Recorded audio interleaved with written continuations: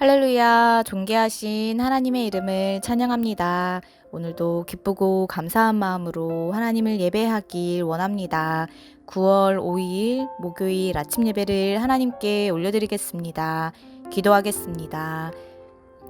은혜와 자비로 오늘도 저희와 함께 하시는 주님 감사드립니다. 주님, 매일의 삶 속에서 저희들의 삶을 주관하여 주시옵시고 동행하여 주시옵소서. 저희들은 오늘도 이 세상 속에서 오직 주님만을 의지하며 나아갑니다. 오늘 시작되는 하루 가운데에서도 친히 찾아와 주셔서 저희들과 함께 동행하여 주시옵소서. 또한 오늘 주님의 말씀을 듣고 묵상하며 또 기도하며 나아갈 때에 그 말씀이 저희들의 마음에 새겨지는 놀라운 은혜를 경험하게 하여 주시옵소서. 감사드리며 예수님의 이름으로 기도드립니다. 아멘. 시편의 말씀으로 하나님을 찬양하길 원합니다. 시편 132편 1절에서 5절 말씀입니다. 함께 읽겠습니다. 여호와여, 다윗을 위하여 그의 모든 겸손을 기억하소서. 그가 여호와께 맹세하며 야곱의 전능자에게 서원하기를 내가 내 장막집에 들어가지 아니하며 내 침상에 오르지 아니하고 내 눈으로 잠들게 하지 아니하며 내 눈꺼풀로 졸게 하지 아니하기를 여호와의 처소 곧 야곱의 전능자의 성막을 발견하기까지 하리라 하였나이다. 아멘. 오늘 함께 묵상할 말씀은 열왕기하 3장 1절에서 12절 말씀입니다. 매일 성경 35페이지에 있습니다. 함께 읽겠습니다. 유다의 여호사밧 왕 18째 해에 아합의 아들 여호람이 사마리아에서 이스라엘을 12해 동안 다스리니라. 그가 여호와 보시기에 악을 행하였으나 그의 부모와 같이 하지는 아니하였으니 이는 그가 그의 아버지가 만든 바알의 주상을 없이 하였음이라. 그러나 그가 느밧의 아들 여로보암이 이스라엘에게 범하게 한 그 죄를 따라 행하고 떠나지 아니하였더라. 모압 왕 메사는 양을 치는 자라. 새끼 양 10만 마리의 털과 순양 10만 마리의 털을 이스라엘 왕에게 바치더니 아합이 죽은 후에 모압 왕이 이스라엘 왕을 배반한지라. 그때 여호람 왕이 사마리아에서 나가 온 이스라엘을 둘러보고 또 가서 유다의 왕 여호사밧에게 사신을 보내 이르되 모압 왕이 나를 배반하였으니 당신은 나와 함께 가서 모압을 치시겠느냐 하니 그가 이르되 내가 올라가리이다. 나는 당신과 같고 내 백성은 당신의 백성과 같고 내 말들도 당신의 말들과 같으니이다 하는지라. 여호람이 이르되 우리가 어느 길로 올라가리이까 하니 그가 대답하되 에돔 광야 길로니이다 하니라. 이스라엘 왕과 유다 왕과 에돔 왕이 가더니 길을 둘러 간지 7일에 군사와 따라가는 가축을 먹일 물이 없는지라. 이스라엘 왕이 이르되 슬프다. 여호와께서 이 세 왕을 불러 모아 모압의 손에 넘기려 하시는도다 하니 여호사밧이 이르되 우리가 여호와께 물을 만한 여호와의 선지자가 여기 없느냐 하는지라. 이스라엘 왕의 신하들 중에 한 사람이 대답하여 이르되 전에 엘리야의 손에 물을 붓던 사밧의 아들 엘리사가 여기 있나이다 하니 여호사밧이 이르되 여호와의 말씀이 그에게 있도다 하는지라. 이에 이스라엘 왕과 여호사밧과 에돔 왕이 그에게로 내려가니라. 아멘. 할렐루야. 오늘 아침 예배에 나오신 해림의 모든 성도님들을 주님의 이름으로 환영하고 축복합니다.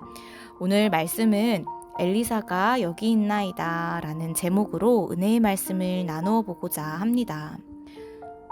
오늘 말씀에서 여호람과 여호사밧은 하나님의 뜻을 묻지 않고 모압으로 진격하다가 어려움에 처하자 그제서야 하나님의 뜻을 묻기 위해 엘리사를 찾아가는 내용입니다.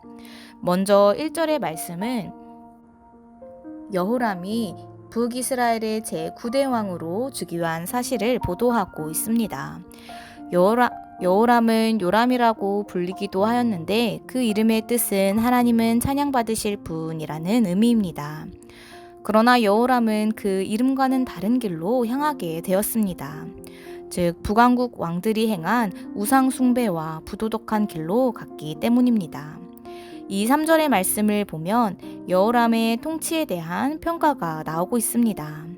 그는 아버지 아합과 형제 아하시아와는 달리 바알 우상을 배격하였지만 부분적으로만 없앨 뿐 단호히 뿌리 뽑지는 못하였습니다. 3절을 보면 그는 여로보암이 이스라엘로 범하게 한 그 죄에서는 떠나지 않았습니다. 여기서 여로보암의 죄란 예루살렘 성전 대신 따로 산당을 건축하고 금송아지를 만들어 백성들로 하여금 그것을 여호와로 숭배하게 만든 죄입니다.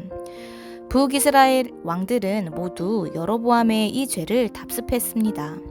여호람 역시 자신의 안녕을 위해 바알 숭배만을 폐하여 하나님의 진노에서 벗어나고자 하였습니다. 그 결과는 어떠하였습니까? 하나님의 예고대로 하나님의 심판을 면치 못하였습니다.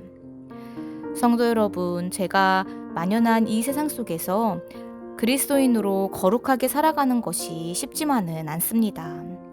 이 정도는 괜찮겠지, 다른 사람은 나보다 더하면 더했지라고 비교하며 심하지 않는 죄는 괜찮다고 스스로 위안하며 죄 가운데 서 있지는 않은지 우리의 모습을 다시 한번 점검해 보아야 할 것입니다.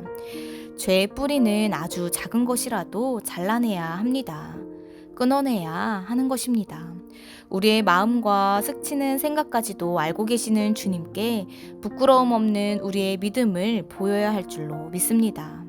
나의 말과 행동이 주님의 성품을 닮아 더욱 거룩하여질 수 있도록 자신을 가꾸고 더욱 겸손히 주님 앞에 나아가시는 저희들 모두가 되시기를 주님의 이름으로 간절히 소망합니다.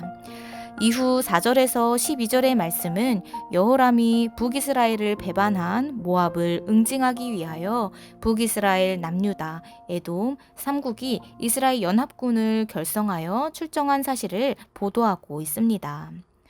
여호람은 먼저 사마리아에서 북이스라엘의 군사를 소집하고 남유다의 여호사밧 왕에게 사자를 보내어 모압을 응징하는 일에 함께 나서줄 것을 요청하였습니다.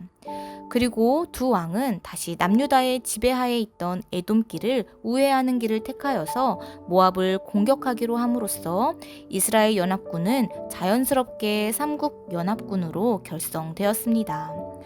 그러나 그들은 출정한 지 7일째 되는 때에 물이 떨어짐으로써 공경에 처하게 되며 그로 말미암아 그들은 여호와의 선지자인 엘리사를 찾아가 도움을 요청하게 됩니다. 물이 없는 상황은 전쟁의 성패를 암시하는 것이 아니라 다시금 하나님께로 돌아갈 수 있도록 나타내신 경고의 메시지였습니다. 오늘 이 말씀을 통해 우리 역시 삶 속에서 하나님과의 동행이 없는 선택과 계획을 가고 있지는 않았는지 우리의 삶을 다시 돌아보게 됩니다. 하나님께서는 우리가 잘못된 길을 가고 있을지라도 어떠한 사인을 통해 다시금 하나님께로 돌아올 수 있도록 우리를 인도해 주십니다. 그럴 때에 우리는 정신을 차리고 다시금 하나님께 나아가 주님께 간구해야 할 것입니다. 주님이 배제된 우리의 삶은 결코 온전해질 수 없습니다. 하나님의 도움 없이는, 하나님의 은혜 없이는 그 무엇으로도 기쁨을 누릴 수 없습니다. 그렇기에 우리의 모든 삶의 자리에서 하나님과 언제나 동행하심으로 주님의 은혜와 역사하심을 경험하시는 저희들 모두가 되시기를 주님의 이름으로 간절히 소망합니다. 이 시간 오늘 주신 이 말씀 붙잡고 함께 기도하겠습니다. 주님, 오늘도 우리는 이 세상 속에서 그리스도인으로 살아갑니다.